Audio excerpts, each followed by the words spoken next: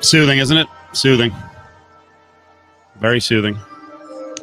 Like kind of like the broadcast on the Royals game tonight. Yes, yes. I'm guessing that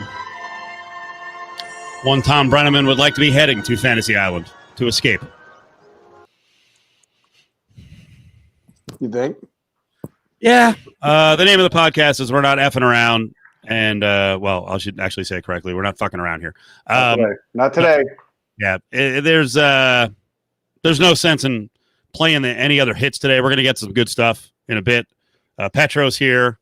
It's Cofield. But anytime one of our brothers gets in trouble with the spoken word and the language police. You're very close, you and Tom? Is that right?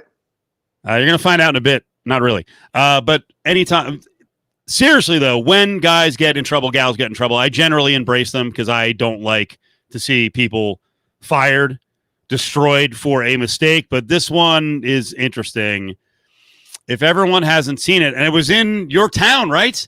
That's what I heard. You know, I'm not in the P1, F2 class of media. So, you know, I'm not actually at the ballpark. It certainly looks like the ballpark in my town, but I cannot confirm nor deny. But yes, it definitely looked like the ballpark here in Kansas City. So I feel quite confident saying yes, it was here in KC. I don't know how you handle the studio, but my studio, I will take ownership of it. In my studio, and we sort of half joke about it, but then we're also serious about it. I tell everyone who comes in, I'm like, during the breaks, don't cuss. I go, you see that thing over there, that board? First of all, it's like 27 years old. That guy in the back who puts the board together and has to fix it, he may have made a mistake.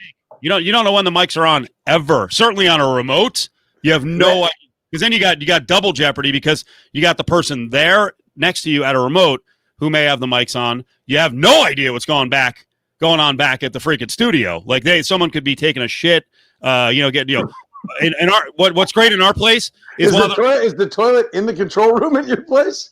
We got guys got to urinate. It's like, but here's the other great thing is in our building, the sales staff, right?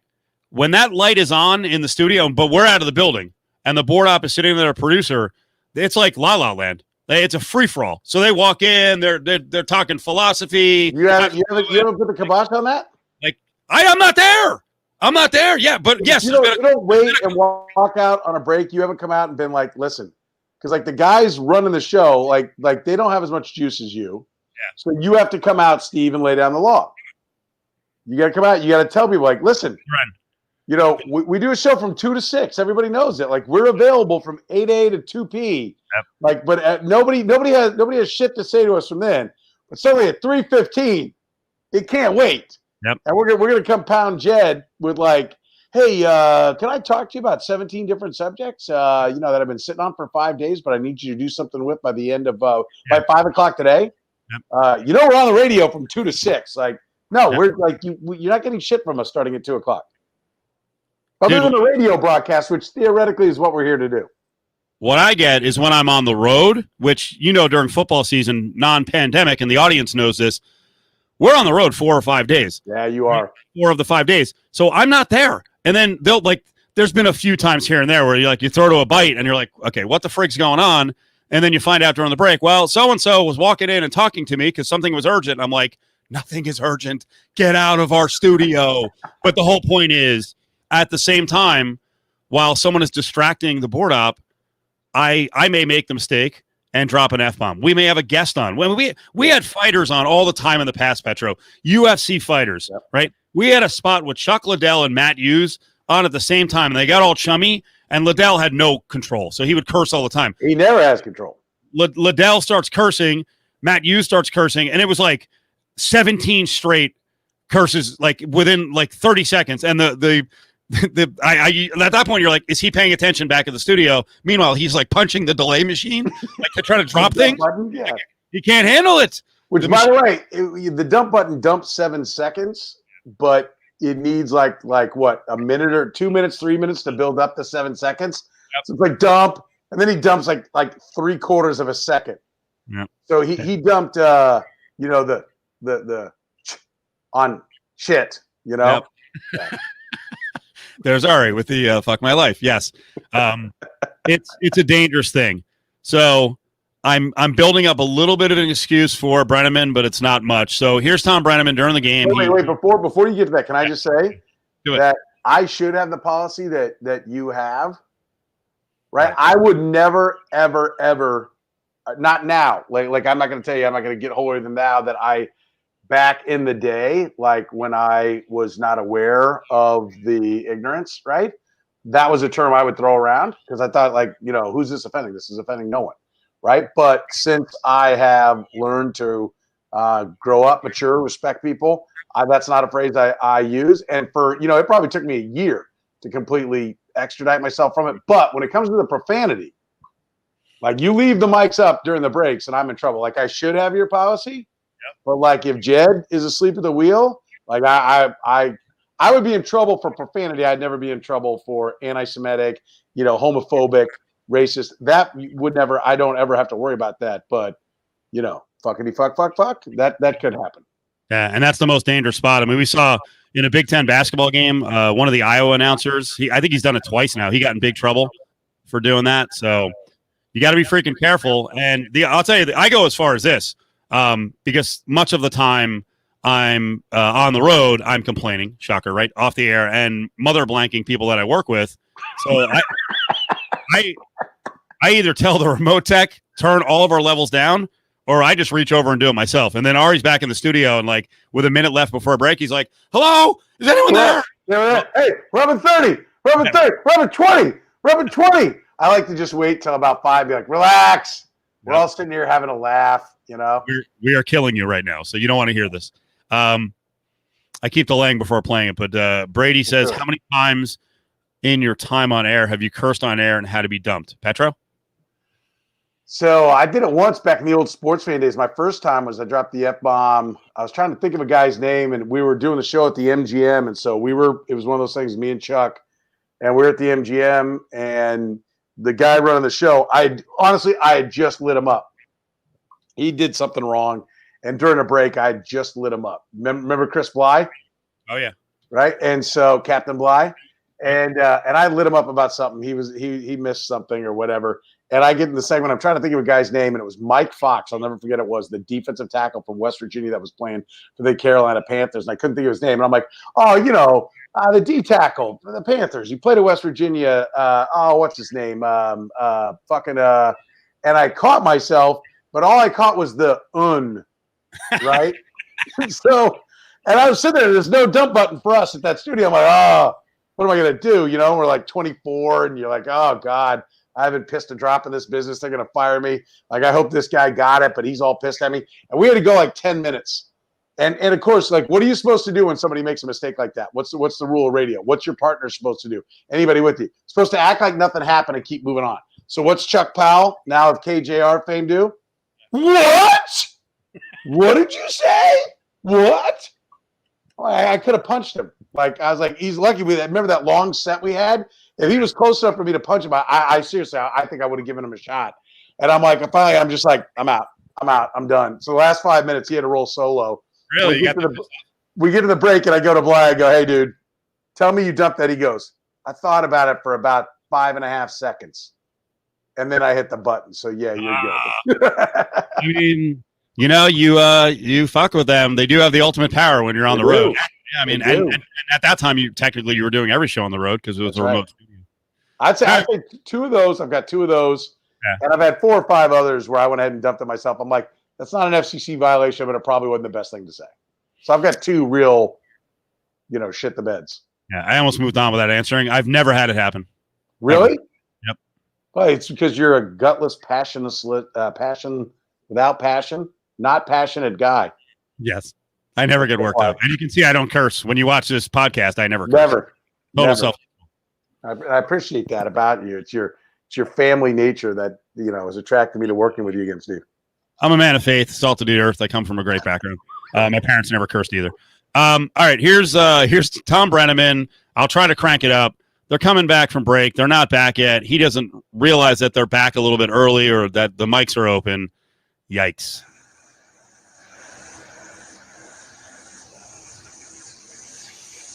Fag capitals of the world. Fag capitals of the world. Fag capitals of the world. Fag capitals of the world. All right, so you got it clearly, right? Do you want to say the word or you want me to? I'm not going to say it. I'm not going to say it. Yeah, I'm not going to say it because I love profanity. You know that I love profanity. I mean, I really do. I consider oral punctuation. You know, that has a time and a place. Like, I can honestly tell you, I've never cussed in front of my kids, which is like everyone's like, I can't believe that. I'm like, dude, I do work on the radio. Like, I know how to flip the switch, right? Like, there's on and there's off, right? And so I'm off around my kids. Although my daughter did go, oh yeah, Dad, we've heard you cuss. I'm like, what are you talking about? Well, you didn't know we could hear you. You thought you're far enough away, but yeah, we've heard. I'm like, okay, all right, fine.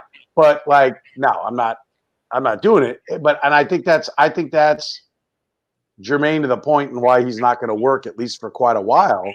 Is because I think there's a comfort level with the word, or you wouldn't say it around a mic. I totally agree. Right? Like if you slip up and the F-bomb goes out there, you might get a day or two suspension, right? But that's a word that 98% of the population uses at least from time to time, with 75% using it regularly. So like there's gonna be like, okay, yeah, you can't do that. Pay your price. Maybe you get suspended. Maybe you don't. Maybe you just have to apologize. Those kind of things. It's not a career ender.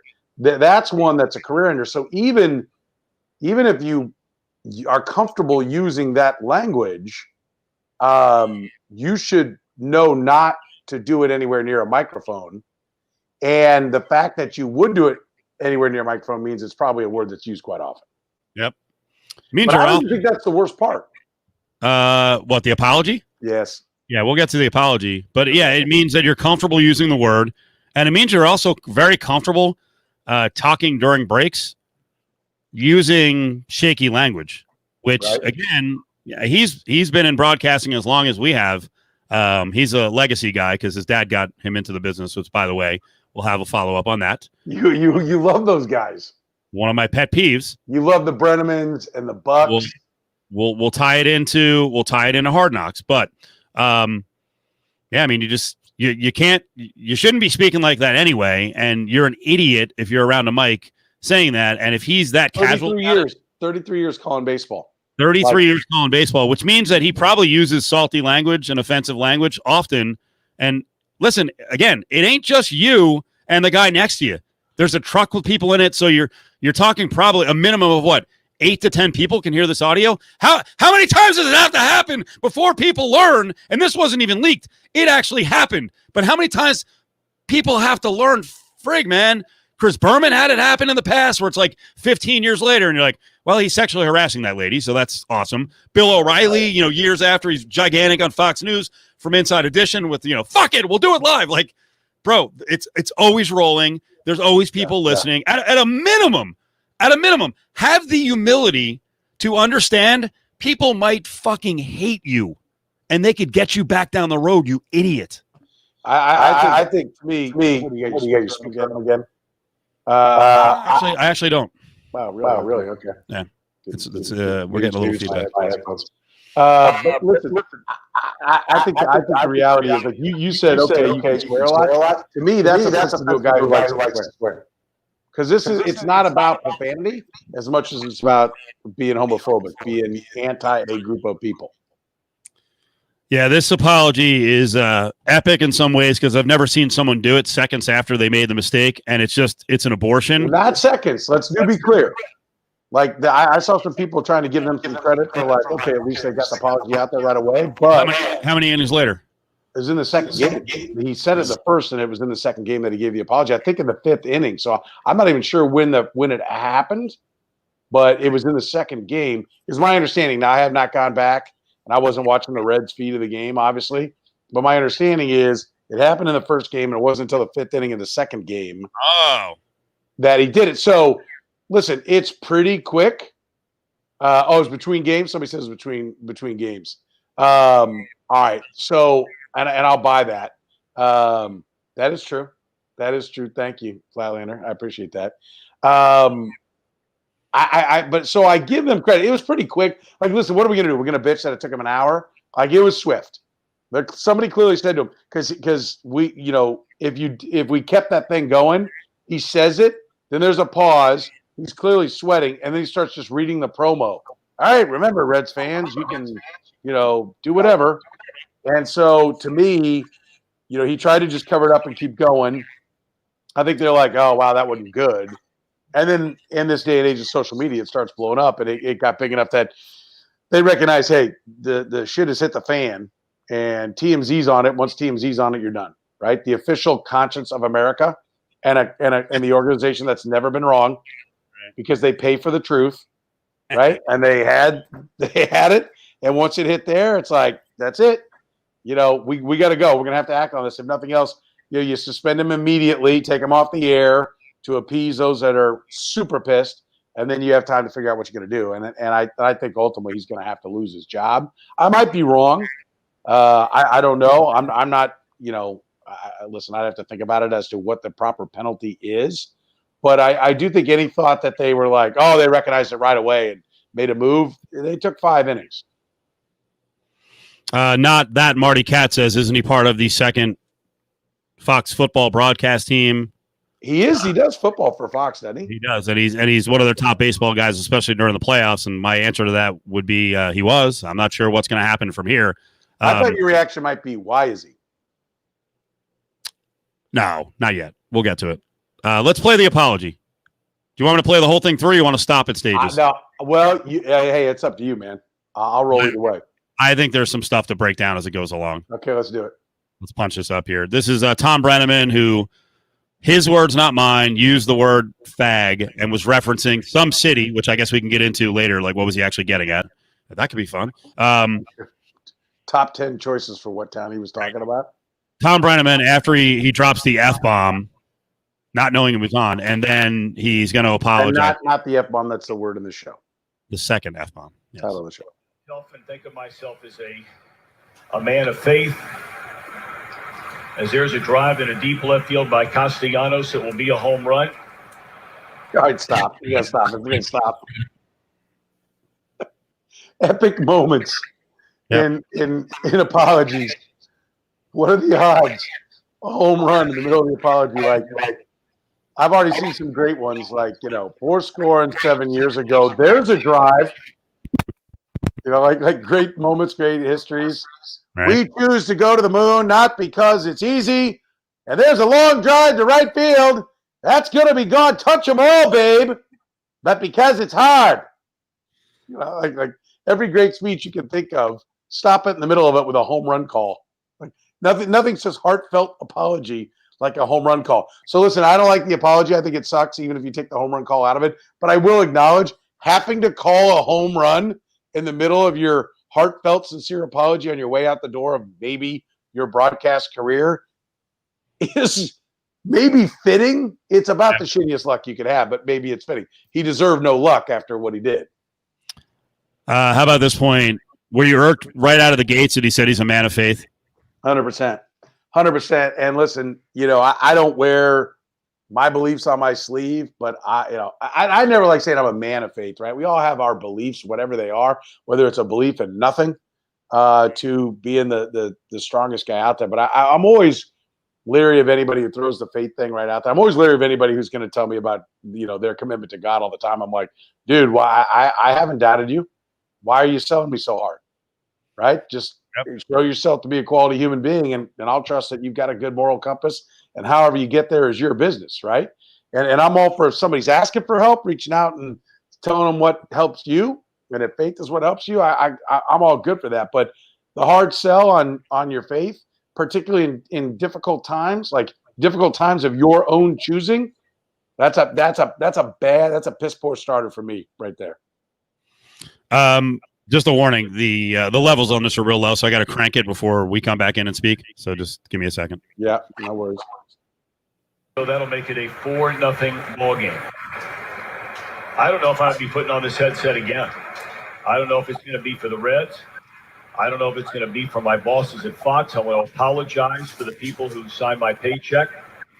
for the Reds, for Fox Sports Ohio, for the people I work with, for anybody that I've offended here tonight. A lot of people got annoyed by that. Anyone I've offended. By the way, because we're getting a little feedback, this actually is maybe the second most effective echoey speech since Lou Gehrig. I was listening. I'm like, this is really weird. I'm not getting an echo, but then again, I'm not the guy running it all while we're doing it. Yeah, I feel like we're getting it a little bit. Let's let it wrap up because I think it just gets worse. Yes, man, it's not. It's bad. I can't begin to tell you how deeply sorry I am. That is not who I am, and never has been. And I'd like to think maybe I could have some people that could back that up. I am very, very sorry, and I beg for your forgiveness. Jim Day will take you the rest of the way home. So they pulled him from the game. Right. Yeah. Never seen that happen. Not to my recollection. Maybe it's happened, but I don't remember it happening anytime recently. Yeah, I can't remember it happening because usually it doesn't reach a boiling point until till after the broadcast is over. But this speaks to just how fast things travel. It was a doubleheader, but look, I do. I mean, first of all, sending out an SOS for friends to come to your defenses, like could you at least get off the air before you start rallying, the defenses to what's going on? I mean, I think that was. I mean, I get it. The guys watching what has been a very successful broadcast career take a severe hit, if nothing else, if not maybe end. I do understand the emotion and everything, but I think it's another one. You are who you are when you think no one is looking. I like that. Strong. I just think that the whole thing. Let me throw my faith out there first of all, so I can try to get all the faithful people on my side. Your faith has nothing to do with it, right? It's a hateful statement, and I don't care what you do the rest of the time. You clearly have either a lack of consideration for what that statement means, and I'm big like because somebody said, and I agree with I apologize if you're offended. No, you apologize, period. Right? You apologize to everyone because everybody should be offended. Right? Like no matter what it is that's in your world, right? If you're a fatty like me and you're like, all fat asses should die. All right. Hey, I apologize if you're offended. Well, like, listen, if you're a skinny guy, you're not talking about me, so I'm good with it. Right? Well, us fatties are pissed. Okay. Like, no. Like you should hey, that's hurtful language to a human being or many human beings. And so it's not just if you were offended, it's an apology. And then how about speak specifically, and I think that's what you got right there. How about speak specifically to the people you offended and say, listen, this is awful, and I got to really take a look at myself in the mirror. And how about walk away and say, I've got some, fixing to do. Not like, hey, guys who know that like when people are around, I'm not a complete jackass. Will you run to my defenses? I'm not a hateful person when people are around. I mean, seriously, what do you think of that broadcast? If you could roll the tapes on between innings, what do you think it's like? Do you think the truck is outraged? Because probably not, because what are the odds this is the first time that language has been used in between innings? I'm going to guess 0. Yeah. By the way, imagine if you're gay and you haven't come out and you work with this guy. And he's saying stuff like that, and you're a coworker. Like you're not out because of this, and then this guy does this. Yeah, but he's not going to process that. And I'm sorry when you say that's not me. It is. It is. So there are mistakes, like we just pointed out 10 minutes ago. There's bad language. There's offending folks, and maybe you're not mature enough to realize why it's offensive. Like there are people who fight against the whole, using the second F word, and they're like, I don't mean it that way. And eventually, like talk to people, have them explain it to you, and hopefully you finally get it. There can be a mistake, like, hey, I'm from another era. But once they point out, dude, that's offensive, that kind of apology is not acceptable. And as people said in the chat, and you addressed it earlier, I am not a big believer in apologies if you don't mean it. Just embrace it. You know what? That one of the best guys at not apologizing is Charles Barkley. Barkley's like, yeah, I said it. That's it. Yeah, but what he usually says is what? Draymond Green can't play. Right. Or insults the women of San Antonio, or stuff like that. He's walking the line, being outspoken and insulting people, and he's like, no, I'm not apologizing. No. Yeah, I hear you. So, and it's frankly, it sucks because I will defend most language violations. I think people make mistakes. I think they deserve, in most cases, second chances. But there is a line, and I'll get to the other problem with Thom Brennaman, and is our buddy. We'll get to the nepotism. The other problem with Thom Brennaman is, and I should point out that our buddy JB tried to call me at like 8:20. I didn't pick up. I know exactly what he was calling about. You know? You know? You know his Brennaman. Yep. You can't see. He's like, no chance. Yeah, he's not a fan. Is putting it lightly. He doesn't like Thom Brennaman for this reason. Thom Brennaman loves to play the woe is us, small market, New York is evil, they buy their titles. Meanwhile, he was doing that, one, because he comes from a background where they mostly never fucking try in Cincinnati. They've always had billionaire owners once they got that scumbag Marge Schott out, right? But he goes, with a little, the little guy, the little engine that could. Bro, you were calling games in the postseason for Arizona against New York, and you're trying to build Arizona like they're some small market team. Do you remember what the 2001 Diamondbacks were like? First of all, just like the Yankees, allegedly, PEDs were flowing through their veins. Yeah. Come on. And when you look at the key guys on the team, most of them were either bought or pillaged from other teams that weren't trying. Yeah. Luis Gonzalez, Kurt Schilling, freaking Randy Johnson. They bought their team in many ways like the Yankees did. Actually, if you go back, the Yankees actually had, I'll have to double check the numbers, they actually had more homegrown guys on the team than the Diamondbacks did, because the Yankees had that core for a long time. But anyway, that was, I want to get to another thing. Brennaman always waved the flag like, oh, evil big market. Hey, dude, you know what? There are baseball fans in big markets who are not scumbags. We're sorry, we're not salt of the earth, men of faith like folks from Cincinnati. The other one is, we don't put mounds of cheese on tubs of meat that we set on raw pasta. Yeah, I love. And they call it chili. I love when guys are holier than thou. One of the things that always drove me nuts about Brennaman, I'm like, there's something off about this dude with the man of faith, the God squatting. There's something off. That dude, remember the show on Fox Sports, whatever they called it back then? It wasn't FS1, right? Fox Sports Network. That sports show, or the best damn sports show. Do you remember what Brennaman used to do with that? Best darn.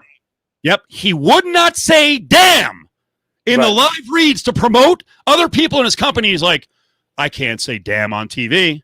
Oh, but you can say this, can't you? Right.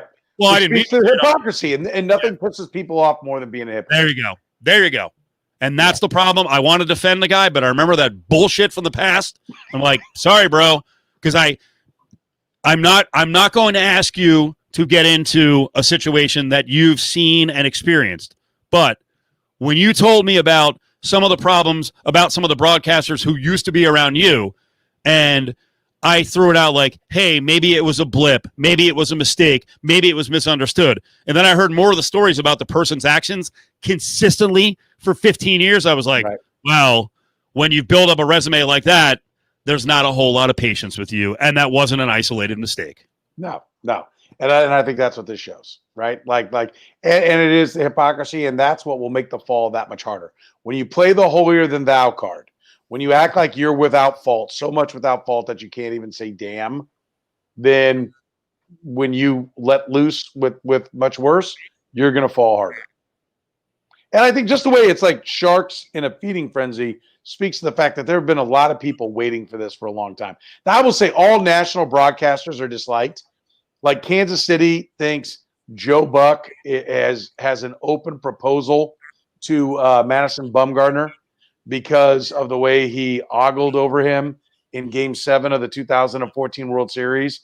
The part that they always leave out is like, you should ogle over him because he just pitched 2 nights earlier and then he goes like 4 or 5 innings to close out the World Series. It was one of the greatest World Series performances of all time. So national guys always get beat up because they're never going to love you up like your hometown broadcasters do. And so Brennaman carries a little bit of that because he's a national guy. So he never loves up anybody's team enough. But clearly there were a lot of people that knew the other side of this guy, and they have been waiting to pounce because it was a wildfire. That's all I have.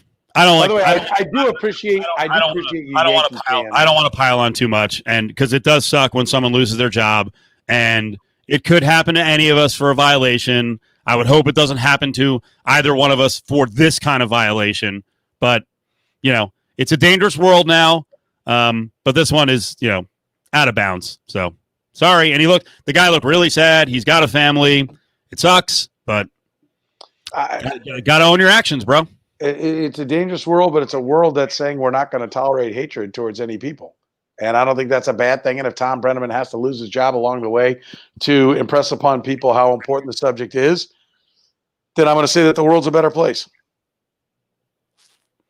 By the way, someone was asking me about the Diamondbacks and if they were 3 years old at the time. They were not. Let's see. Mark Grace, another organization. Matt Williams, another organization. Lugo, another organization. Reggie Sanders, another organization. So that whole obviously I'm going to defend the Yankees. I'm a Yankees fan, and it always annoyed the crap out of me that it's like they buy all their championships. Like it is fun to hear Yankee fans be upset. I do appreciate that fact. Most teams will augment with outsiders, especially if they have money. And at the time they were willing to spend. And the Diamondbacks are one of those weird teams. It's like up and down and up, and they're small market. Then all of a sudden spend. It's like a little bit like the Marlins in the sense that they're a big market that has big money at their disposal, but they cannot get the love affair going with their fan base because their fan base is so transient. So like everybody in Arizona, half the town's a Cub fan, right? They're fans of other teams. Same thing with the Marlins.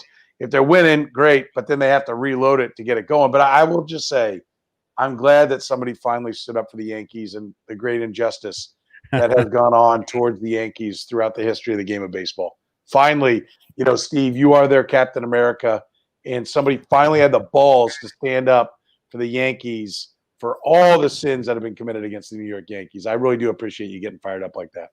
I'm here for all of us. It's been rough. It's the fucking 21st century. We've got one goddamn title. Just one. Yeah. What is this? What is this shit? Yeah. We're used to a couple dozen a century. Like we're way behind schedule, man. You need 24 in the next 80. Like, holy shit, get off your ass. Oh, believe me, my rant lately on the Yankees and the got just as many world championships as the Royals. That's gross. That's for you. Yeah. That's gross. It's actually worse that the Yankees were actually trying most of the time until recently with the stooge kids. That George. Well, he didn't pop them out, but anyway. George popped out. That'd be a story. Yeah. We have a bunch of NFL to get to, but should we tie in Hard Knocks with nepotism, or do you want to do some fun stuff from Hard Knocks? Your choice, man. Your choice. Let's get to the nepotism. You're the guy who's got like what is that? A dinosaur leg lamp or something back there? Is that another one of your hats? That's actually a chili pepper that I won at a carny shooting baskets, and they were the mini baskets with the full ball. I've seen Steve on my hoop. It's impossible. It's impossible to win that prize. But God, please talk about my sweet shot. The hoop in my driveway when you come in for baseball, it honestly was the cutest thing. It's like Steve regressing back to being 10. Like, we can't get Steve's fat ass out of bed to get going to the draft for fantasy baseball. We can't get his ass out of bed. There are times he's been like, I'm not going to dinner. Like, everybody's together, right? I'm not going to dinner. I'm going to sleep for like 2 more hours. Now I get a basketball hoop in my driveway. We can't find Steve because he's like an 8-year-old out there firing up shots on the driveway. At least he does lower the rim down to 8 feet to make himself feel better. Yes. I try to throw some down, but I don't think I can dunk on 8 feet now. 6 feet maybe. Our boy Tate was throwing him down pretty good. Hey, he's pretty athletic. Yeah. That was embarrassing. Yeah. Really, I was like, man, I'm double his age, and I feel it. This is terrible. All right, give me a couple of fun angles that you saw or stuff that annoyed you on Hard Knocks. Well, first of all, is it a face mask or is it a chin strap? Like all the protocol shit that everybody's doing. And listen, I don't care about the politics of it, and I don't want to piss and moan and argue with people. I don't have the time or patience, nor the want to argue with anybody about it. And I really think most people are on board. Can we break in for 1 second? Yeah. He's got a comment after we compliment him, and then this is the photo he puts up. That's a guy that right there is a man who can dunk at 10 feet, Steve, and you were struggling to throw it down at 8. I'm not so worried about the dunking; it's the looks. Like now you're embarrassing us. By the way, he is known by my daughters. Is that your friend that can dunk, Dad? No, is that right? Yes, that's right. That's right. Then they're like, "Is that the squaff Cofield?" Even your daughters are like, "Hey, there's the squatty fat fuck." There he is. They said maybe Dad, it would work better if he wasn't wearing flannel. Yeah, like I'm thinking I've never seen a dunk champion wearing a flannel shirt. So I think that was part of the equation as well. Give me the mask lecture on hard knockers not wearing it the right way. Yeah, like everybody like pulling it down to talk. Like when you talk is when you need it. That's when you're like shit is projecting. Like I have to mop down my fucking screen when we get done with the show because shit flies out of my mouth, right? And like football, you're not like, all right, guys, and you want to take it out. Like football is like this. We're doing this and we're gonna go here and we're gonna go do this. Shit is firing out of your mouth. Like put the fucking mask on. Like it's not a neck gaiter, it's not a necklace, it's not a chin strap. So like I'm like, if you're gonna put everybody in gloves and test everybody, put the mask on, right? Like I mean, and again, I don't like they can do whatever they want. The players are paid, the coach is paid, the team's making money. So it's not like colleges where like the college guys are being asked to play while the other students are home. That's a whole nother bag of shit. All right. They go do it. I am all for the NFL and the NBA and Major League Baseball and all the professional sports for trying to make it go because everybody's getting theirs and they've all signed off on. We're on board. We're trying to make this happen. But I'm just like, if you're gonna, spend literally millions of dollars per team to try to make it happen, at least keep the mask on your face. Am I wrong? No, they're the cross section of America. It's like this impossible task. I don't get it. I hate talking through it, but I do it. Well, actually, we talked about it today on our show locally. Did you see what Saban's wearing? Now, Saban's wearing sort of a face shield / mask, so they can actually see his mouth, and he doesn't have to take it off. It covers his nose. It's got a little opening at the bottom, but because what's his name? Boy Genius actually said it. Freaking McVay said in the first episode, he's like, I don't know if they're like smirking at me, they're give me a look like I'm a jackass. Like I can't see their mouth. What's their reaction? Like, I hate these masks. Those the clear shield masks. I got friends that are speech therapists, right? And so they're trying to teach people how to talk, and that's what those masks really were made for, so that they're still covering. But you can see when they say, okay, you need to bring your lips like this. You need to take your tongue and put it against the roof of your mouth, and that's where those come from. Let me tell you something. They're worse. Everyone I know, the one person I know several people that are speech therapists. One that I talk to regularly, Amy, much love. She's not watching, but she talks about it's miserable because it's wet, right? Your spit gets on there and it doesn't absorb into the cloth and then evaporate. So you've got like wet plastic on your face the whole time. It's like the most miserable kind you could possibly wear. Just put the freaking gaiter on. I do like Anthony Lynn. I'm going to tell you this right now as a guy who's had throat surgery. Like Anthony Lynn with the bullhorn. Yep. F&A Cotton. I mean, how awesome was that? Dude, I want it for the show. Like when I want to get fired up, I want to just still talk at a regular level and then just bullhorn it into the mic. Dude, on a Friday, man, my voice is shit in the bed. Yeah. Then get a couple of whiskeys, some Coronas on a Friday, Saturday morning. It's recovery time. When I coach Little League basketball, oh shit, man. That Wednesday is a tough day after a practice and so I don't know how those guys do it, man. They should be bullhorning everything. Just put the gaiter up, the mask up, fire out the bullhorn. You give it 30 seconds, 45, or a minute when it keeps giving the feedback and the guy has no answers for you, how far do you throw the bullhorn over the wall? I wasn't patient when I was young when you first met me. Now I'm like, fucking bull. You are worse. Like, you actually were kind of a stoic, quiet guy when we were young. And I was the lunatic, like, punch a hole in a wall immediately. And we have gone the other directions. Like, you are becoming a lunatic, and I am getting old and tired. And, like, I don't have the energy to punch the hole in the wall anymore. So I better figure out how to cope with this shit. But not you. Soren, like, we like you, we started to go 4 hours. I admire you for this, by the way. It's a little different challenge, but we're going 4 hours. Monday, I came in like a bull in a fucking china closet. I was a lunatic. Like, Ari, the producer, was like, oh, God. And you know what he gets snapped at about is when I make mistakes, I'm like, you have to remind me. I'm like, and then the last 2 days, I was like, I got to calm down. But last week, I think we talked about it on Monday. Last week, I kept stumbling on hockey names and teams, and like the fifth time it happened, I confused Toronto and Tampa. I don't know what was going on, and Adam looked over, and I just went like 4 times right to my jaw. Like it was pretty good punches. So yes, my patience is like I am coming unraveled. I have learned that it doesn't. I've gotten better. Not me. Right. I've gotten better. Just like, yeah, I just try to like, okay, we have to make a joke out of this. Like, it's a shit show. Right. Like radio now, we don't have the manpower we should have. Right. So there's no point in like getting your panties in a bunch. I know. Right. You just like, okay, let everybody else in on the joke. Okay. The 3 of us are doing the work of 7 guys. You watch a, NBA postgame. Like, I love the NBA postgame on TNT with Barkley and Shaq and all that. There's like 70 guys, putting together an hour. Right. We have 3 putting they put together like what, 2 or 3 hours a week with like 70, 100 people. We put together 20 hours a week with 3. Forgive me if it's not all rose petals, jackass.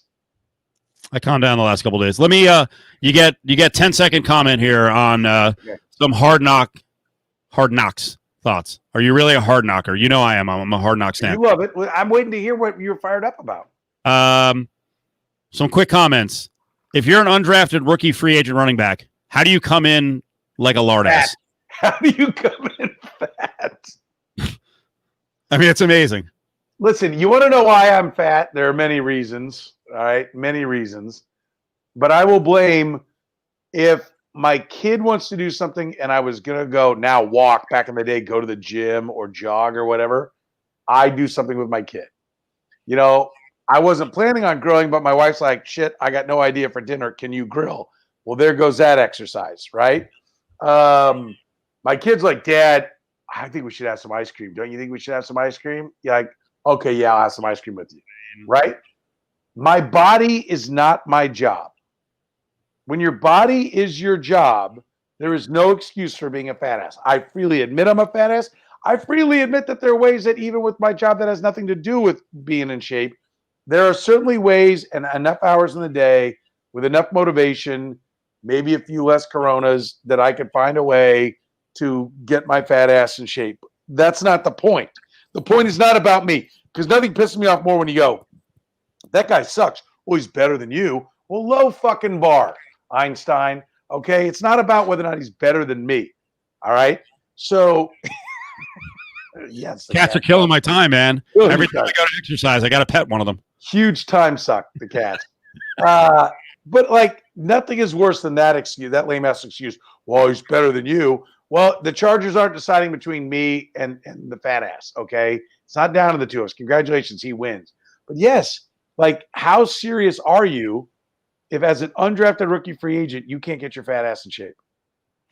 Pick one of these to talk about. You more intrigued by Jalen Ramsey saying he wants to eat Taco Bell wings, or that getting traded to the Rams was one of the best days of his life? Because I find the second one completely fascinating, because Jalen, you will ask to be traded in like 2.5 years. Oh, absolutely. But it's still, but we know that's his nature. He's never going to be happy. And as soon as he's going to get the signing bonus, and he's going to feel like that's life, is the $30 million. And then the next year when he gets his base salary of 12, he's going to be like, where the fuck is the money? And then he's going to turn around the next year. It's going to be 13. And he's like, this is bullshit.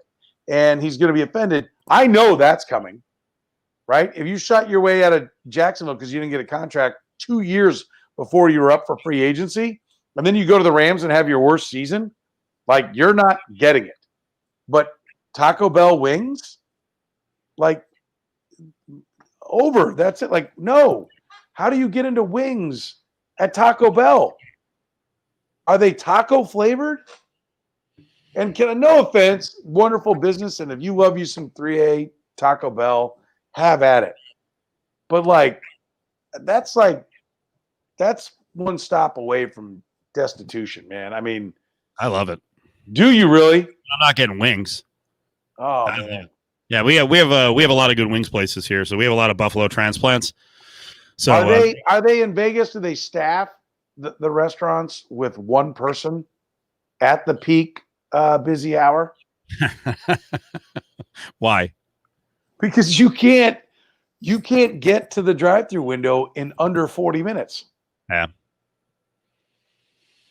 I don't know, dude. I don't go to drive-through windows, so I know. I know one of your experiences is seeing the freaking In-N-Out that's over by our friend's house, and the line at In-N-Out that's over by Trop and Fort Apache. Yeah, like 20 deep all the time. I always hit the In-N-Out by LAX whenever I go to LA. Yeah. That's like the first thing we do because the planes land. You can see like the big 747s landing like right next to you. It's like awesome. In-N-Out's fries are ass, by the way, but the burgers are good. Yeah. But why did you go to? I don't. Brady, that's the new slogan. When you want wings and the shits, we're it. When you like what? I want to know what is the order that you're like rolling up to get? Who, me? Yes. Well, okay. Truth be told, we have beans, we have cheese, we have a chip that's sometimes soft. Yeah. And we have sour cream. And we'll mash that shit together in different concoctions, but it's all the same shit. It is. I'm dying to try the new whatever it is, a cheese burrito they've got that they wrap in cheese. That looks awesome. You are not dying to try it. Yes, I am. I loved when they made a chicken, like a flat chicken breast into a shell. That was awesome because it was always like super hot and you'd burn your hands. But I'm super cheap. I'm super cheap. So when I go to that's my beef. It's not cheap. Taco Bell is cheap. You get the cheap bullshit.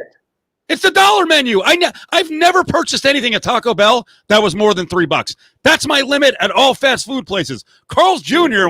Is yours Hardee's? Right? Yeah, Hardee's. That's it. We're out. Nope. I'm not ripping Hardee's. Loyal sponsor. I'm out. I'm not ripping Hardee's. I like Hardee's. No, the only thing with Carl's Jr., and I don't know if Hardee's is the same price wise, but Carl's Jr., you can go with two people, go to the drive-thru, and you're like, it's $27. And I'm like, what just happened? That's Arby's.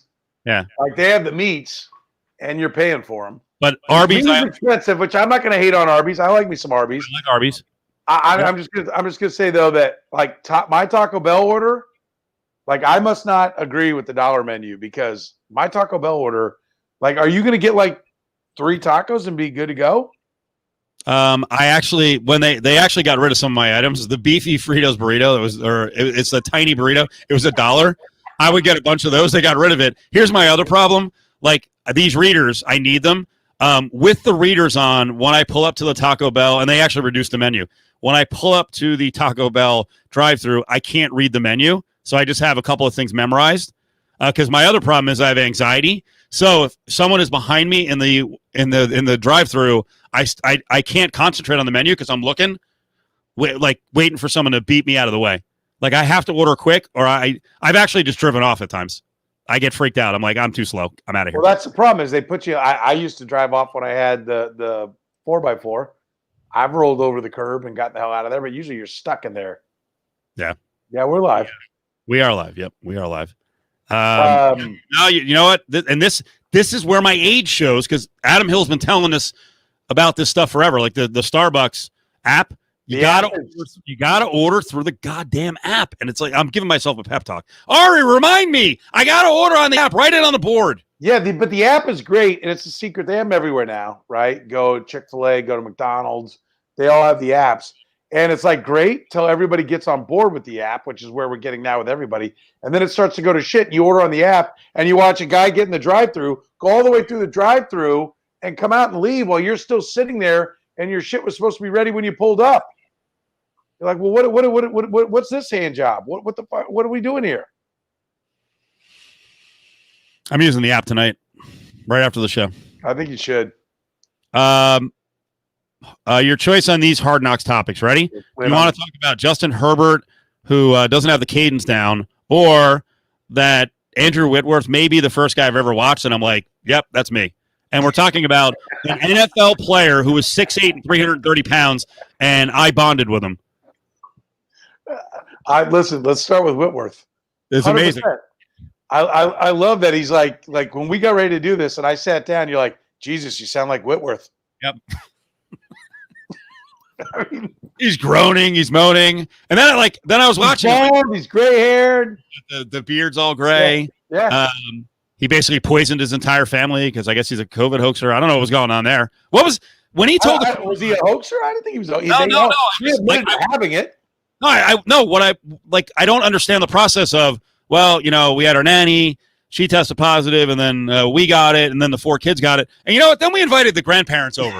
Like, why would you invite them over, and then your father-in-law almost dies in a hospital? Like, I don't understand that part. No, don't come over. Did you like how when the wife was telling it, she could hear how shitty that sounded? Yep. And she added in, I mean, because they had already been exposed to us.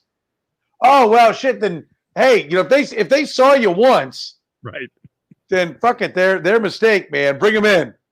Sorry, you got to come over here and handle some shit here. Yep, so awesome.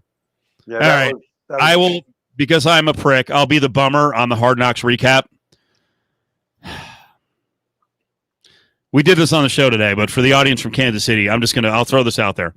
There were more than a few people who looked at the Redskins, whatever they're called, the Washington football team. Right. It's going to take a while. Hiring Jason Wright, and they're like, black, affirmative action. They get mad at that. If you see the story of Seth Ryan, Rex Ryan's kid, fuck, man, get mad at that. Get mad at that. It's like, oh, well, he got out of college. Here's an NFL job. And the other thing that they kind of just glossed over, like he was a walk-on at Clemson. Why the fuck did you think that happened? Because of Rex Ryan? So I'm sorry, folks. To build a relationship and to help Clemson players get drafted or signed as college free agents and all that shit's there. You scratch my back, I'll scratch yours. Yeah, absolutely. Connections, like everyone tries to have connections. And here's the thing. We should all admit, like some of us have connections. Some of us have amazing connections, like Thom Brennaman, his dad, Marty, like Joe Buck, who got to announce games at like 19 years old. Believe me, I could go off on this in broadcasting because we're not one to talk. It's ridiculous.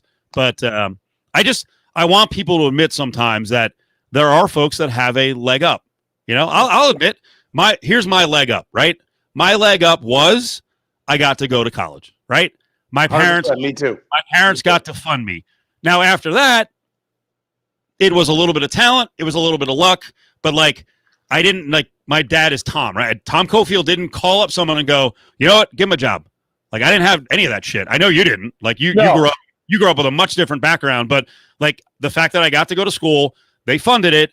And then frankly, I got a little lucky, right? I met some cool people at school, even to go to the radio station. And then coming out of school, I made enough connections that I was able to get a job and make it work from there. So yes, I had some privilege. I took advantage of it. Now the beyond that though, there is the next level thing with the nepotism in broadcasting and in football where you get a job at 22 that you probably wouldn't get until you're 31. And that's an advantage.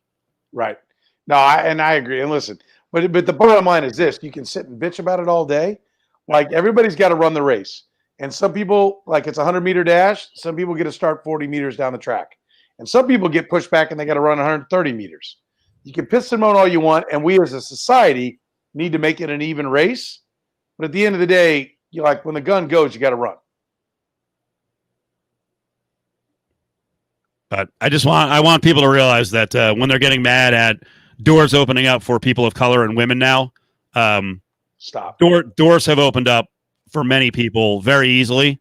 while others have, not had those chances. So that's all I got.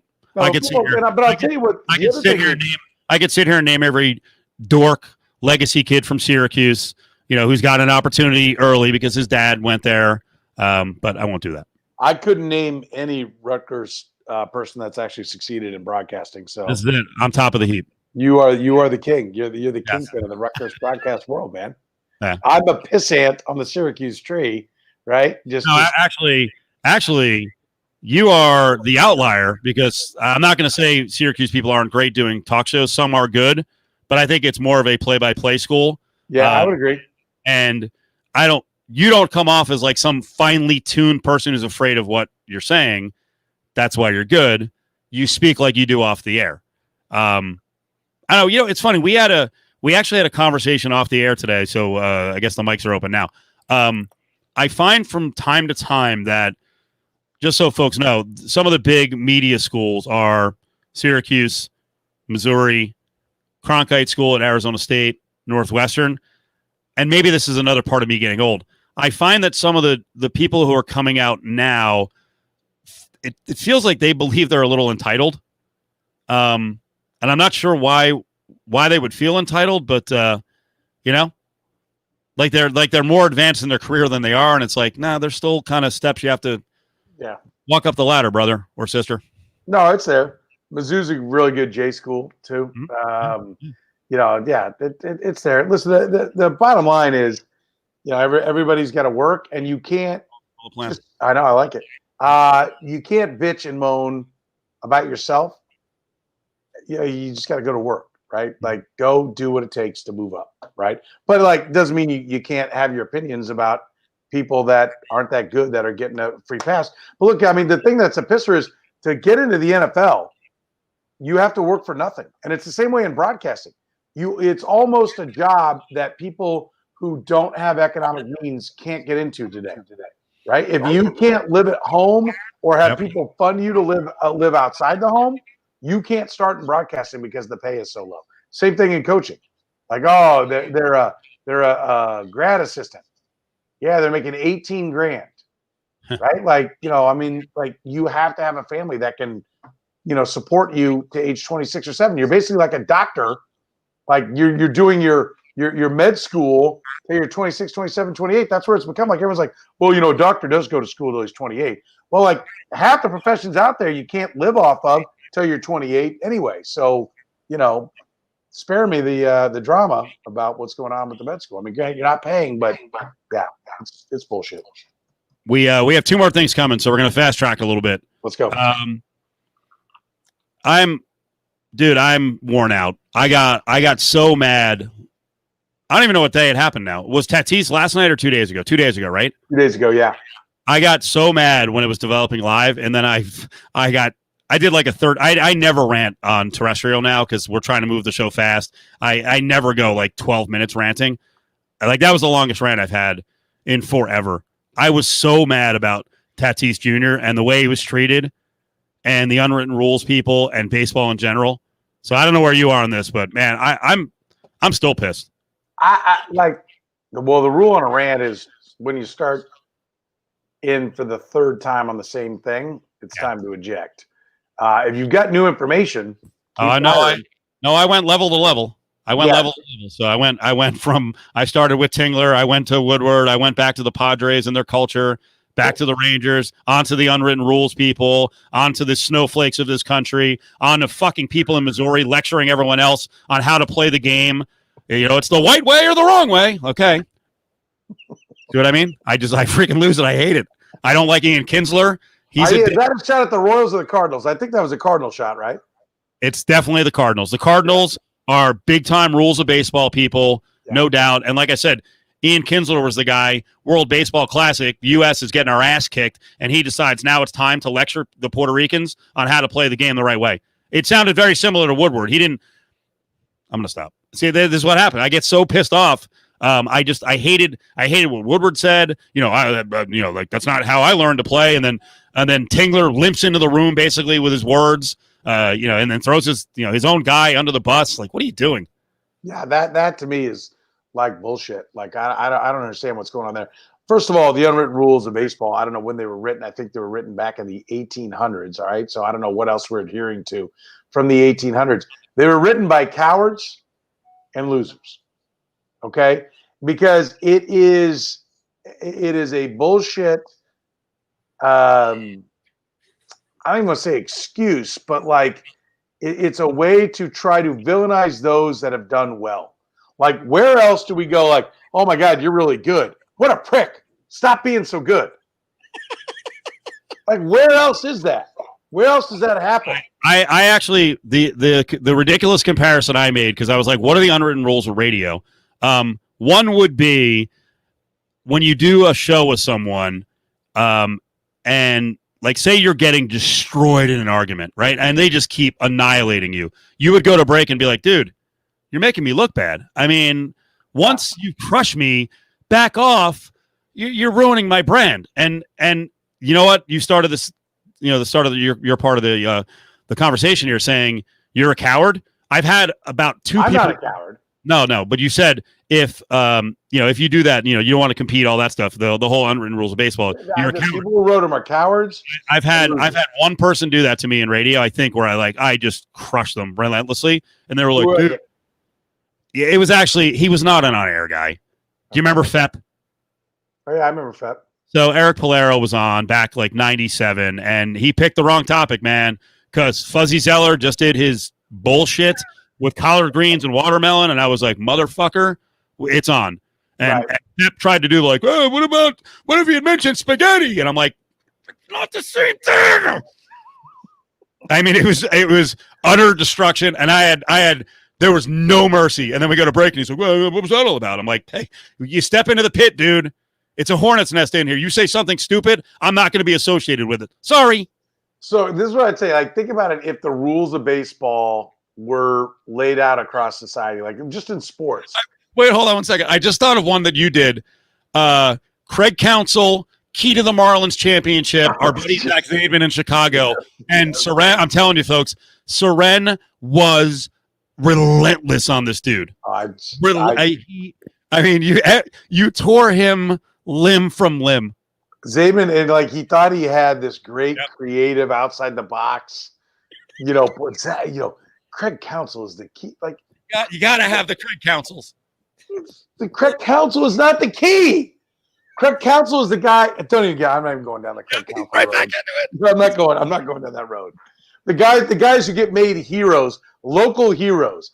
They literally, the 22-year-old down at the gas and sip talking big shit to the juniors in high school. That's what Craig Counsell is. Like, he's a local hero because he rode on the float, right? He was there. Well, I'm not enough about Craig Counsell. I cut off your flow. Keep going on Tatis. No, but I will say this. Like, think about if you like the Olympics, Usain Bolt. This would be the call with the baseball unwritten rules. Usain Bolt and a 9.69, a new record. What a piece of shit. How does he not lay up at the end? How bad does he have to beat these guys? Turning and mugging to the camera as he sets a new world record and wins the gold medal in the 100-meter dash. I mean, there's going to be some shit talked after this race. Like that's the unwritten rules of baseball and sports. I mean, like, you got to be kidding me. I cannot stand the don't run up the score. Fuck you, get better. Yep. Like, that is the biggest, like, burn in my ass about it. And it's different. You get younger, but even there's a level in the younger, like, hey, like, how you got to coach everybody to be as good as they can be. So what do you, you're up 8, so your kids can no longer work on their game. Like, even that, like, it's bullshit. Like, and the unwritten rules of baseball, first of all, they're not written, so everybody's rules are different, but you son of a bitch better know my rules and you better play by it my way. It's like the biggest farce ever. It's the biggest farce ever. And by the way, amongst all that, I have covered baseball since 1994, been paid to cover baseball since 1994, and I have never heard that you have to take 3-0 with the bases loaded when you're up. That is the dumbest fucking thing I've ever heard. Like, you get paid based upon your numbers. Have you ever heard that rule? No, never. No. And listen, what happened after the press conference because Tatis is like, yeah, well, I really learned a lesson. What? Horrendous. What? Who would take a 22-year-old superstar and be like, listen, you got to dial it back sometimes. Yep. You're fired, asshole. Soren, this is the same shit that happened to Bryce Harper when he first got in the league. Like, there were literally people who were like, bro, you're playing too hard, man. You don't have to dive on everything. You don't have to twirl yourself over when you're throwing. Cut it out. That whole era about the unwritten rules thing is done. By the way, let's tie it to Kansas City. Part of the San Diego side, God, I forget who was doing the interview with. Oh, it was a press conference question for Chris Woodward, the manager of the Rangers. And they mentioned that Hosmer sat next to Tatis. Is Hosmer one of those guys who would sit there and I don't want to be a dick and say lecture Tatis, but would Hosmer be one of those guys who's like, bro, you got to dial it down, man. You got to show respect to the opponent. No, he wouldn't lecture him. And I don't know what Hosmer would say, if he'd say, like, don't swing or if he'd say, like, don't get excited or just play it more low key. But, and that is right. Brady's right. The next night, he's taking a bag up 6. Like, I think somebody, like, he gave the old apology. There's some people like, piss on that shit. Like, make it happen, dude. I will guarantee you San Diego management talked to Jace Tingler, the manager of the Padres, after the situation. And I blew up to the point where I was like, if I'm Tatis and his people, whoever handles them, I'd be like, I'm not playing until I get an apology from my manager. Well, I just make it known, like, you think you're going to sign me? Yeah. Like, not with this shit. Like, that gets yourself killed as a manager. Managers are supposed to go out there and wear it for their players. Like, that's the part that's not getting talked about, is how bad a move that was as the manager for a really talented young team that's ready to be very good. And he just, to me, lost a lot of face in that clubhouse. Let's do a little audio rewind to close here. I think you're intrigued by this one. You know what? I actually got Jace Tingler. That sounds weird. During the last break of my show, Adam Hill lectured me on how I was saying goodbye to our guests. Is it because you can't get out of it? Like, all right, thanks for coming out. Well, I really appreciate it. All right, take care of yourself. You too. Like the whole I got to get the last word. Nope. No? Total opposite. It is a... Can I just say, without knowing how it went down, I'm on Adam's side? Okay. All right. We have 2 pieces of audio here. What he's bothered by is, like, when I'm ready to go, it's basically a goodbye. It might be a compliment, but, like, it's over. Goodbye, thank you, and then I'm moving on to the teas. Like, let's go. It's all business. But I've had more than a few people when I'm like, okay, good job, we'll see you, and they're like, okay, like they're blown away, like the interview ended too early. So there's a little lack of comfort. You ready? We'll fire this. Okay, let's have it. The fact that he can continue to keep doing that is amazing. Oh, that was great. Good job, man. We really appreciate it. Let's get you on soon. Thanks for doing the spot on short notice. Okay, thanks. There you go.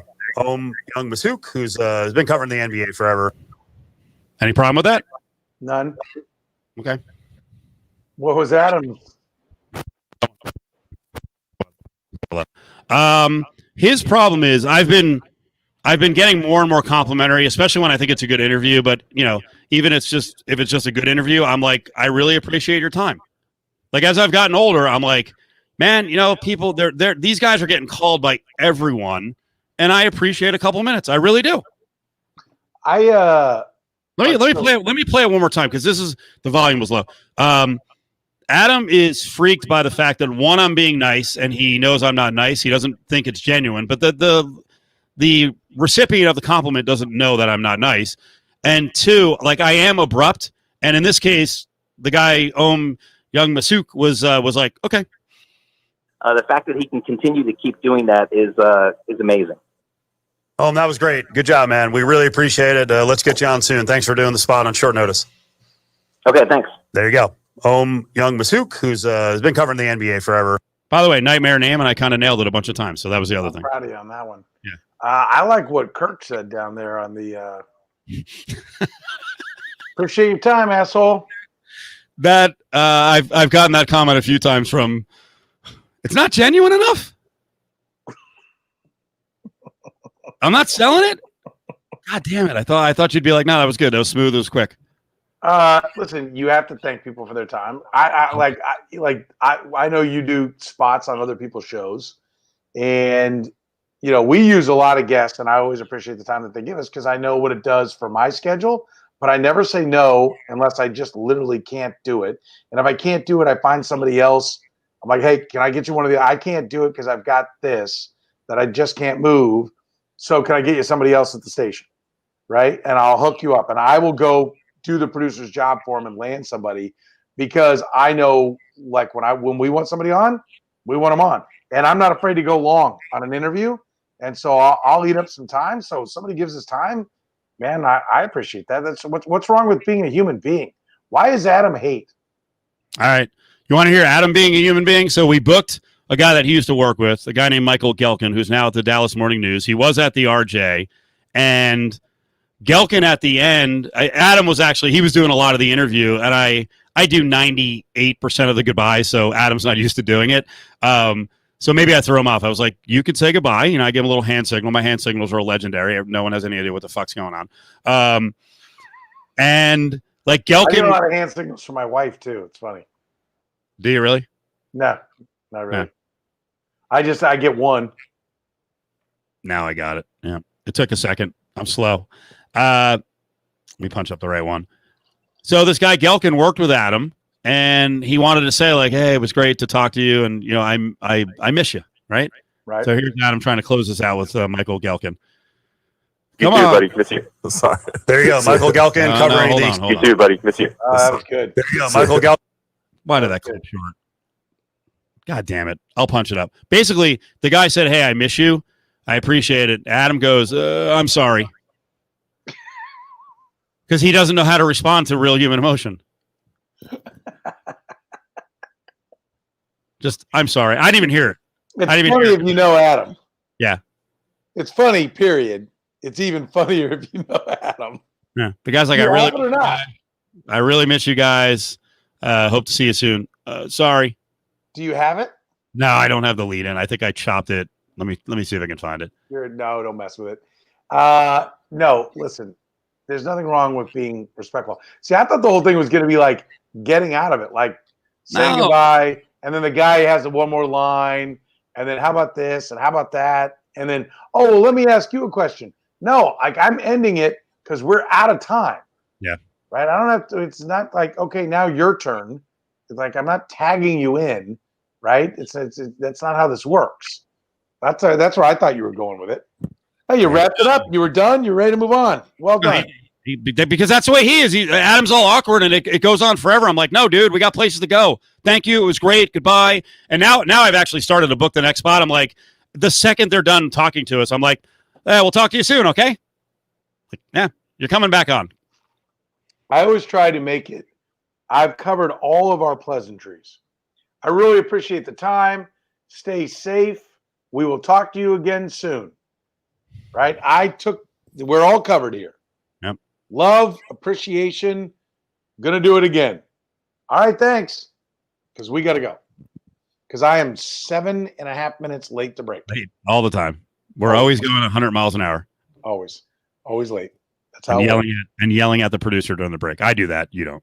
So no. Well, I've got a sour ass. The best was one day I was late, and I don't know what it was. There was something going on, and Jeb was like, break. It's like, and there's like a minute and a half, 2 minutes in between each one. Yeah. And I finally get one, and I was on a remote. So when he presses down, I can't hear what the other person's saying.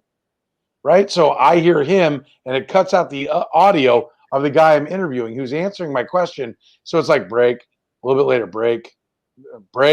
And then I get break. Oh. And I didn't hear like 3 seconds of what was being said. It might be the first time Jen saw the real me. God damn it.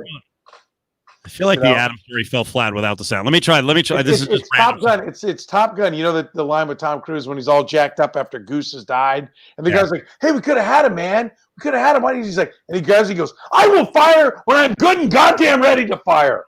I will break when I'm good and goddamn ready to break." 48 fucking years old. Trust me, I know what a break is. It's not that I forgot it. I'll go to it. I That's- think this is good. We're gonna roll with my judgment. You know, but that is awful because with Ari, I'll do it all the time. I'll be like, Ari, you have to get on me about certain things. You've got to be definitive. And then he points to the board about something, and I'm like, I know, all right? Like I just told him an hour ago to get on my ass about it, and then when he does it, I'm like, fuck you, man. You come back for that shit 1 minute segment because you're really it's like 03, right? But you got to do it to spread out the spots, and then I always come back and I'm like, all right, listen, I apologize. We're wrapping up here, hour number 3. A lot coming up here in hour number 4. Bad clock management by Jed. We'll try to do a better job next time. It's Barry Jed. Man, I'm not wearing this shit. Let me try. I want to try. I don't want to quit this audio. Let me try it again. Hold on. It's probably going to suck. I would say the under because of that. There you go. Great stuff, man. Appreciate it, and good hearing from you again. You too, buddy. Miss you. Sorry. You too, buddy. It was great hearing from you. You too, buddy. Sorry. What?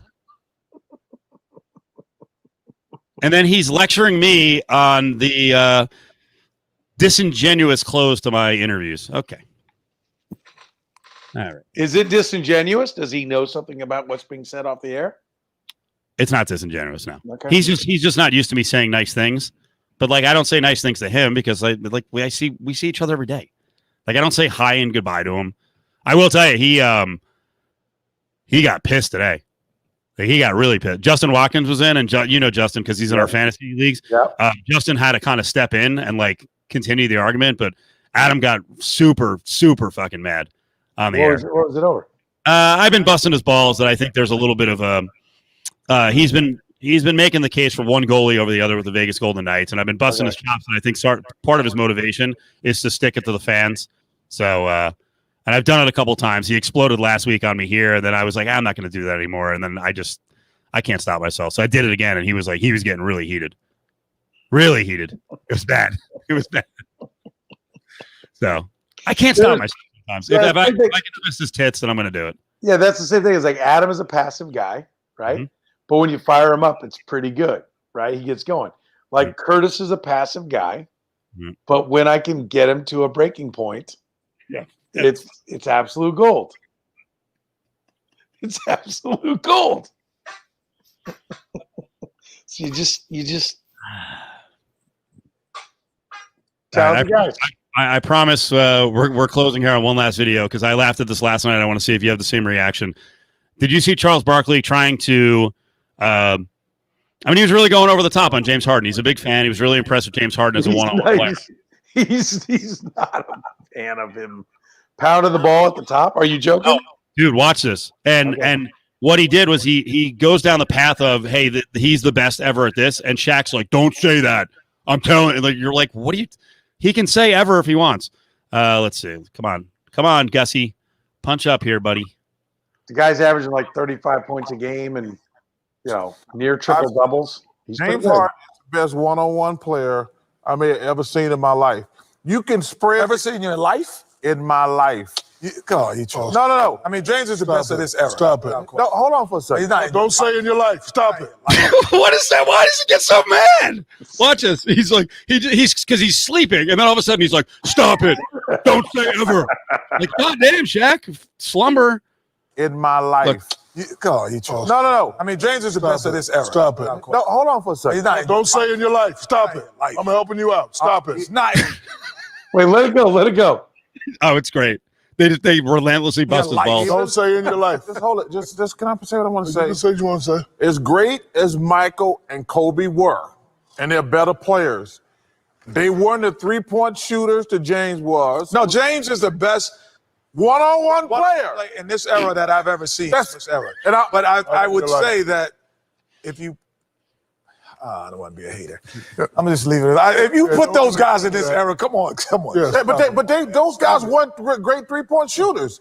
Like because Michael they didn't it's have great. To. Listen, it's great. That wasn't the style of play. They would have moved that. But you've seen Michael do this. You've seen Kobe hit. Oh, no. They would have taken James more. Harden is a better three-point But they would have shooter. taken more. You don't know that. They would have. And you don't know if they would have been as great as shooters as James. Oh my God. I'm just saying, hey, listen, I'm entitled to my opinion. I got Barkley's back.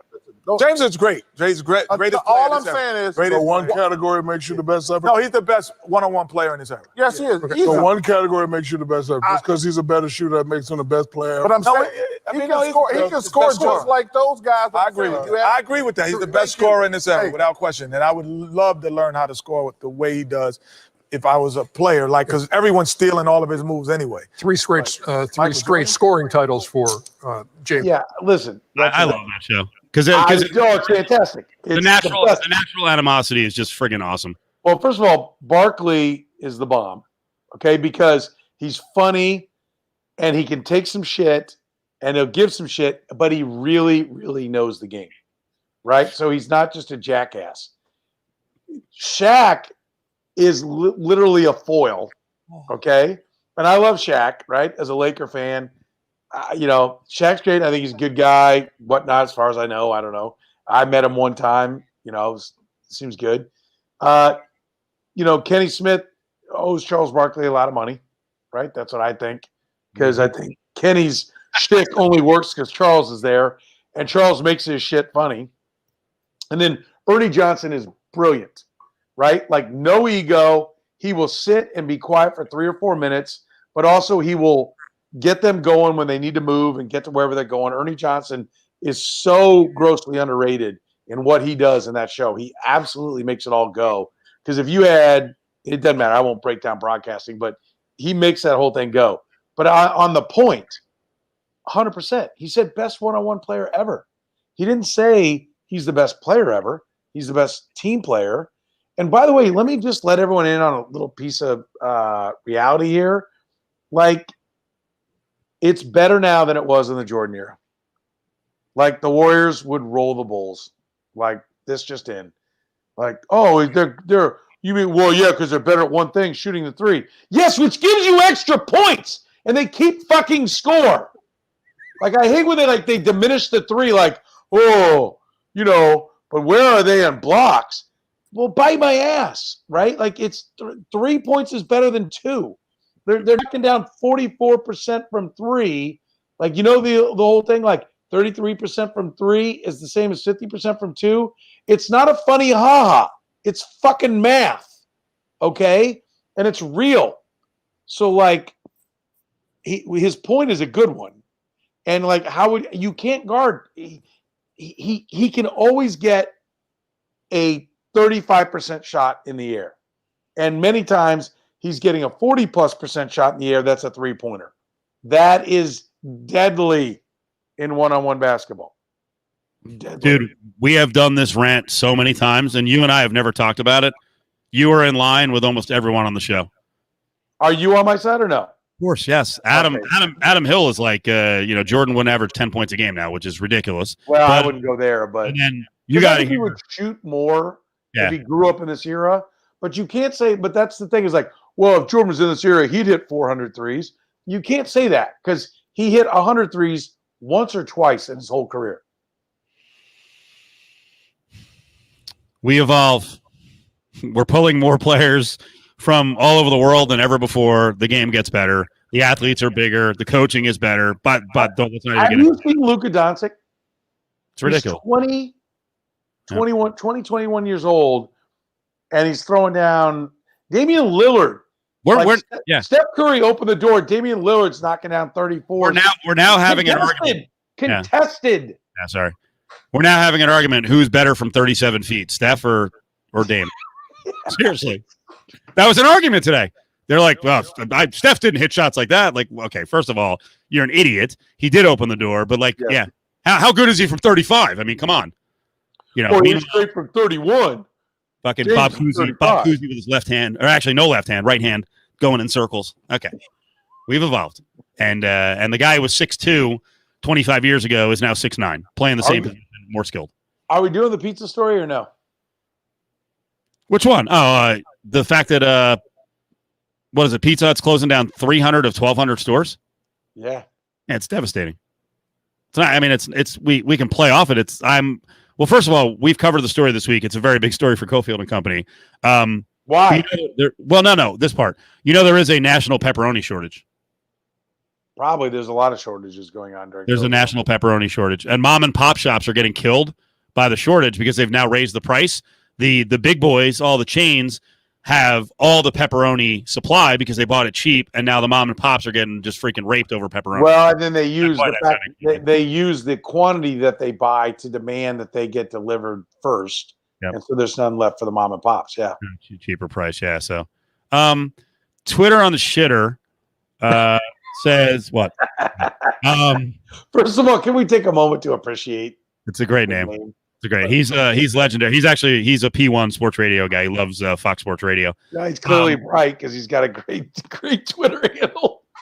If Pizza Hut sucks, if the topic is best national chain, I don't know, man. I don't really have a dog in the fight on this one. I think they've all gotten worse. There's one that has not gotten worse. Domino's got better? Yeah, they actually did. And I'm going to tell you that's only a recent phenomenon in my house. Really? Yeah, it's only a recent phenomenon. Listen, I love all kinds of pizza.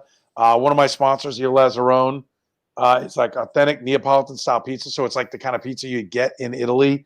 And he's certified from the Italian Neapolitan pizza. And so I love his pie. It's like so great. In fact, he's really, you talk about that pepperoni thing, he's having some problems because there's a lot of his pies he can't make because he won't make it with lesser ingredients. Right? Or you're not actually Neapolitan. So, I totally know what you're talking about on that, my buddy Josh at Il Lazzarone. But if you're like, listen, we're running to the neighborhood pool and we're going to throw a couple of slices in the kid's face, right? Like, where are you going? And I'm going to tell you, sorry, Shaq, but like Papa John's, like, come on. Like, what is that?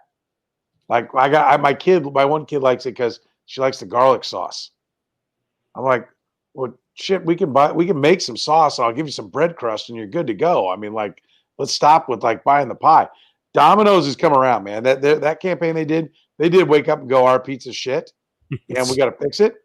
And I'm not going to say like all the local gourmet pies are probably better, but I think they've elevated to where they're like 85% of your local pies for like 55-60% of the price.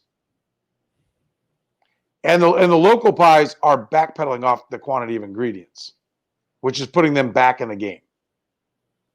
That's what I will say. All right. You don't have anybody?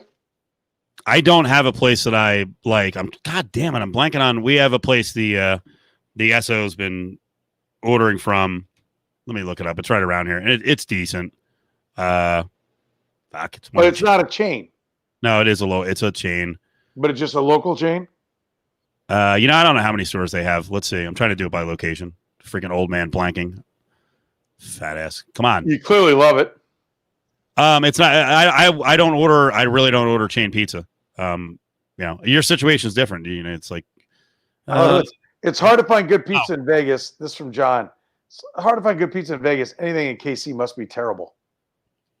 What about Vegas screams good pie? Like, I've lived in both towns, so I have no hate for Vegas whatsoever. I mean, first of all, let's just say the Italians, they should be involved in your pizza, right? Yeah. So Vegas has some Italian influence, and it's actually, in a lot of ways, it's very similar to... Every town does. Well, I was just going to say, it's very similar to what Kansas City is. Okay. And with organized crime, there are... This is a fascinating... Has John not seen Casino? Like, the money was skimmed in Vegas and taken to Kansas City. And the idiot Vegas, Kansas City's bitch. I don't know if you see it that way, but it certainly is portrayed that way in the movie Casino. Yeah. And the idiot who is sitting there in his mom's Italian shop talking, as they're being bugged, he's complaining about his cut. Now, both cities have quite the connection to the Cosa Nostra. So. I'm going to go with, let's see, these would be my Vegas rankings for chain places. I'm probably missing somewhere. Let me punch it up here. Let me use the old man face because I think that's funny. Nope, not that one. This one. Round Table Pizza. Northside Nathan's, which is a Detroit style. Domino's, Pizza Hut. What is Detroit style pizza? It's more square, a little bit thicker. I don't know, man. By the way, you know what I didn't put on here for chain? Half-ass Chicago? I don't know. Is anyone from Detroit? How do you describe it? Anyone? Like St. Louis thinks they have their own pizza. It's like, no, you put the wrong cheese on thin crust pizza. That's not a style. I'm going to piss people off with this one. Because of John Schnatter, not this part. I would never buy pizza from Papa John's. Fuck that guy, and he's still making money off his company. Is he really? I thought he was out. Oh no. He still has like 30% ownership. He's out as a CEO and the face of the company, and that's why they have Shaq and the Shaqaroni, because they don't want that sweaty idiot from Indiana as the face of the company. But at least his face looks totally normal. My God, he's like all blue. He's clearly, well, I can't say clearly. I would allege that he's got some drug issues. I'll be safe. I'm going to say behind Papa John's is actually Giordano's. I hate to say it because we only have like 2 or 3 of them. I don't want to start a war over Chicago style pizza. I just don't get what you're doing in Chicago. I don't get it. I'll eat it, because I like cheese and I like sauce and I like bread. So I will eat it, but I agree. Like something that was hatched in 1955 is not like a style, But it's listen. It has a time and a place. It's in Chicago as a tourist, and we're only looking for national chain joints or like regional chain joints. Metro Pizza is very good here. Yeah, Metro, I remember Metro. You're right. You're right. Amore is very good, but it's not a national chain. We're talking cheap pizza. Yeah. You got a family. You want to get 8 pies, whatever. It's I actually like Christmas Eve. But like, have I had pizza from? Is Casey's in KC? It's. I don't know. What is this? They have an ad that says Casey's famous for pizza. It's like a Quick Trip. Oh, really? Yeah. I'll tell you right now. Actually, you know what? I'll throw 7-Eleven, and I've never had Quick Trip. I'll throw 7-Eleven and Quick Trip before Papa John's. Well, what about frozen pizza? Because like the pandemic has brought me back to my youth and the frozen pizza. What's a good frozen pizza? Because I went and bought a couple of. I got to tell a story real quick. I bought a couple of pizzas the other day. The only reason I did it, right? We have a cash only warehouse place here called Winco. The only reason I did it is that I got so pissed off at a pizza about a week ago. I couldn't slice it because my little slicer thing sucked and I didn't sharpen it. And I got so pissed off. I went right to Amazon and I had seen something on TikTok. They have these long knives where you do this. Yeah. So I bought one of those. I don't eat that much pizza at home.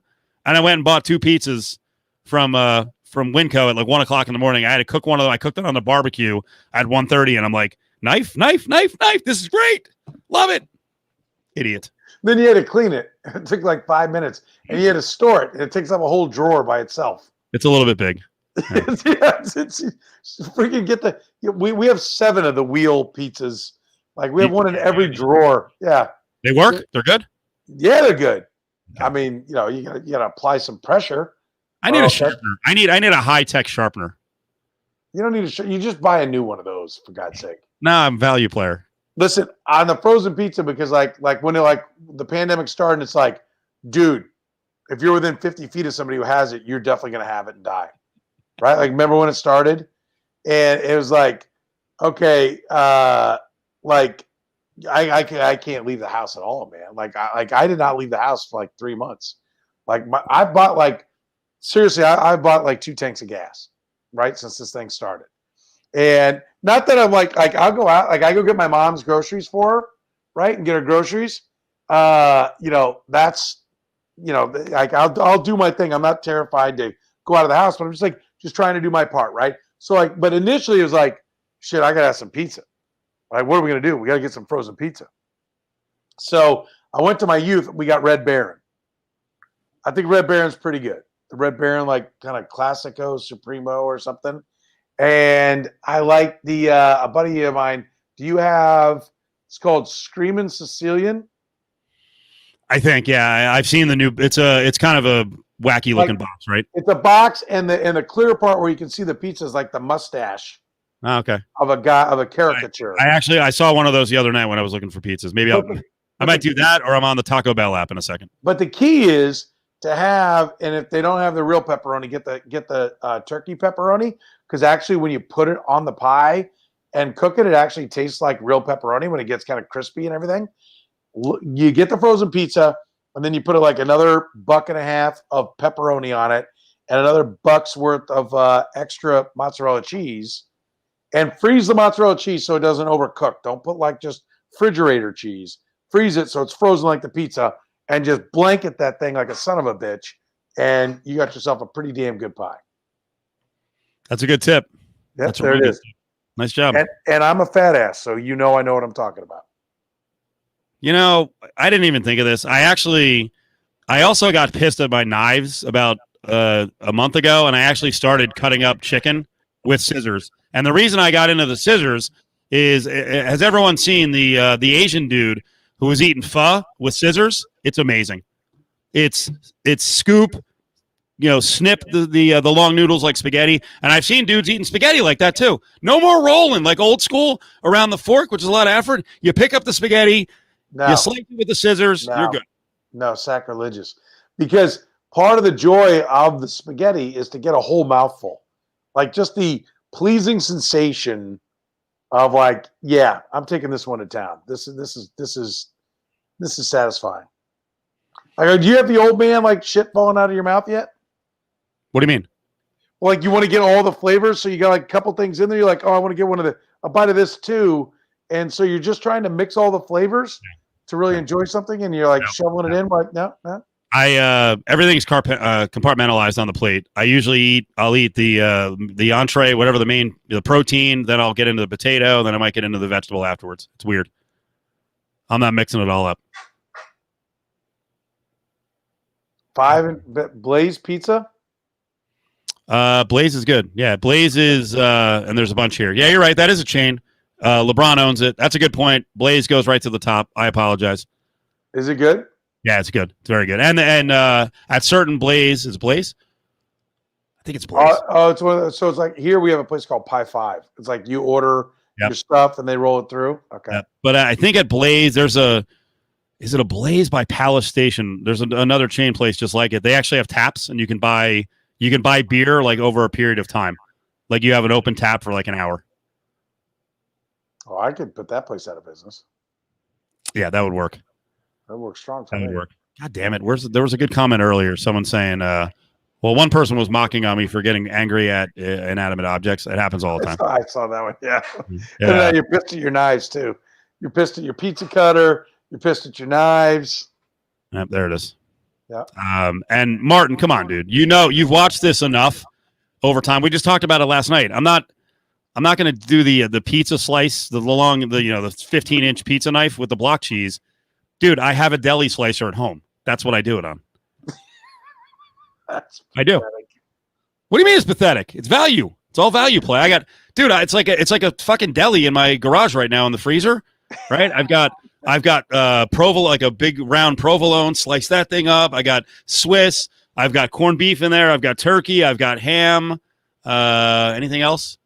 I'll stock up. I'll stock up in like another month. It's great. It's cold cuts all the time. Dude, I love cold cuts. Yeah, what do you shit me? Like, come on. Dude, what do you think? I'm not gonna power through some cold cuts. Now I'll make it like seriously. I love like we got a half-pound sandwich. That's funny, is what that is. Tell me about the other half, right? Like, stop. Meats and cheeses in the boxers. No boxers because I don't wear boxers, but I did do it I think it was 2 nights ago at 1:30. I was fired up. I was like, I need my cold cuts for the rest of the week. We start banging out the slicer. Great. Got the wax paper, throw in the bag. It's great. It's quite delicious. That is like, I totally want to see that in action. Oh, it's great. It's great because I've mastered it. I was going real slow at first, and I'm like, fuck this, let's go. And you got to get the because if you go too slow, you can't go thin enough. So now I've mastered it, and believe me, I bought a starter. Wait, Adam's still on. Hang on. Adam's still on. I see Adam there. Right? Adam, odds he loses a finger on this slicer. What are the odds he loses a finger on this slicer? Lay some odds. Give me the yes, loses a finger, no, doesn't lose a finger. I want him. Go ahead, tell your story while Adam figures out the odds. I don't know where I was going. There's a little bit of danger with the slicer because there'll be times when I'm maybe 4 or 5 beers in and I'm doing it. but I try not to go too fast. Yep, I swear you're losing a digit. Carvelli, don't lose a finger. So must love those nights. She's. All right, here we go. Here we go. Does he lose a finger? Yes, minus 180. He'll be angry and drunk. It will happen. Just hope it's the pinky, not the pointer. There it is, minus 180. You're going to lose a digit. Then you can go teach shop. I'm not going to argue. I am really careful, but you never know. I do make the full deli experience. I actually put Kirk's up there. Twitter on the shitter. I actually do put the price tag on the Ziploc. I actually wait a minute, hang on. Is it the shittiest Ziploc ever that can only open and close twice? No. And then you're having to fold it over because the Ziploc sucks? That's I will spend on Ziploc. I get the real Ziploc. I spend on that because the meat's important. And yeah, you know what? I should put the price on it because I got it. These hunks of meat I'm getting are so cheap as compared to what you have to pay at the store. You know, you idiots are paying like. Here comes the plug. No, I'm smelling a plug. Well, I should do a meetup plug, but no, you guys are paying like $8-9 a pound for provolone. I'm getting it for $3.98. Up yours. I'm a winner. Wait a minute, your parents had a butcher shop? We can't do it. We did the story for like 20 minutes last night. Just yes or no? Is that true? They did. It failed in a year and a half. I told the story last night. We had usually had some pretty nice houses. My parents were good achievers. They were into real estate. They would flip houses before everyone else was flipping houses. We went from like probably a 2,500 square foot house. They were whatever, like 37, 38 years old. We went down to Florida. We had relatives down there. They opened a butcher shop. I'm a kid. I have no idea what's going on. We come back, and then we were in a 2-bedroom apartment with 5 people. So something happened. We haven't talked about their financials, but something happened. First of all, how old were you when they decided to open this thing? 9. I wish you were a little bit older so you could remember the conversations. Honey, I got an idea. Fucking butcher shop. We can't lose. I'm you know, next time I see him, I have to talk to him about it. Dude, it went so badly. My father, like for like I don't know, whatever, 28 of 30 years working. He worked believe it or not, he actually worked in the for the post office for like 8 years. Much love, by the way, much love for our postal workers. Yes. Yeah. Right. What? Love them. Who are they? Are they going to exist anymore? Yes, they are. Yeah, so butcher shop. Yeah, they're going to be saved. But he did that for like 8 years. Then for like the next, 32 years, he was a union worker installing heating and air conditioning, a sheet metal worker. But that little blip that he tried to open the butcher shop, El Flapo, we stayed in Florida for like another year. And I'm like, where's Dad? Oh, he went back to work. He went back to work in New Jersey. Like, we got to make some goddamn money. Like they must have blown out everything. And I guarantee they had some money off those flips, so they fucked it up completely. But that is when you're 9, you don't know. That is the second best failure story I've ever heard. It's the first one coming up when I cut off my finger. No. The first one is our buddy who decided he was going to corner the market, scalping CFL tickets from America.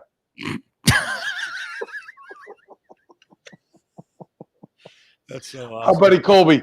Read the Austin American Statesman, and you if you look for the name Colby, and you know that when he writes something, that's a man who once attempted to corner the market on secondary ticket sales on the CFL, and he forgot about one thing: overnight mail is a bitch when you go international. Oh, oops! Wow. My plan went to shit. Let's see a couple of things. Twitter on the shitter. I'll just send out the address here. It's actually, this show is posted all over the place, but it's on. This goes to Periscope, but it's also on Twitch. So there's the handle on that one.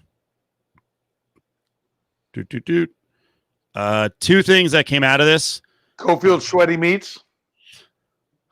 You know, believe it or not. Was that the name of the store?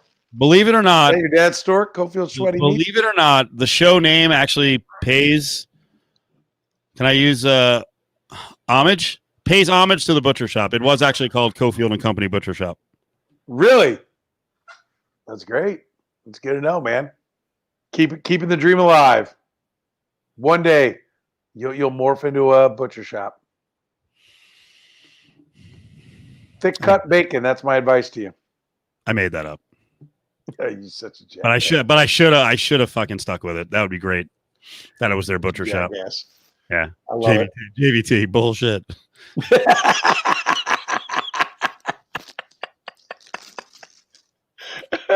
Shows spelled worse than the butcher shop. By the way, that would be, how awesome would it be if that's a story my parents have told about me for like the last 15 years? They're like, man, you think we fucking failed? You got us. This idiot is doing a radio show. It sucks. Yeah. By the way, I like Kirk's. I want that damn slicer. I appreciate your time, asshole. It's always. You know what? I owe Kirk. If Kirk wants a slicer, I'll give him the slicer. He's got me all that tasty barbecue sauce on many visits. So that's right. He has many times. Yeah, good KC guy. Yikes. All right, we are gonna roll. We got a 10:30 show tomorrow Pacific time. For the Kansas City listeners, we do 5 days a week with this, and it's late though. Usually it's 1 AR time. Yeah, man. Let's stay up. If you're late night out, do it. Soren, we're waiting for you to roll out some more podcasts. Come on, let's get it going, man. I'm working on some things. We'll get some things going. That's coming. But I do like to sit in the comment section and sniper out other shows.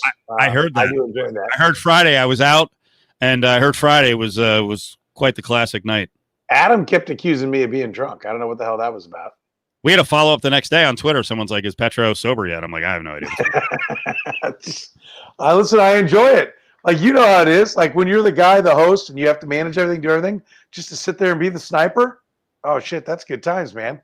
I was loving life, enjoying reading the other comments, laughing at everybody's, witty bullshit, and then taking some shots at Adam and the boys. Oh, good time. Witty bullshit. Yeah, it was great. God damn it. Fucking Taco Bell. Let's go. Are you trying to put an order in it? I'm trying to say it's like the hardest freaking password qualifier ever. This is nuts. I got to get my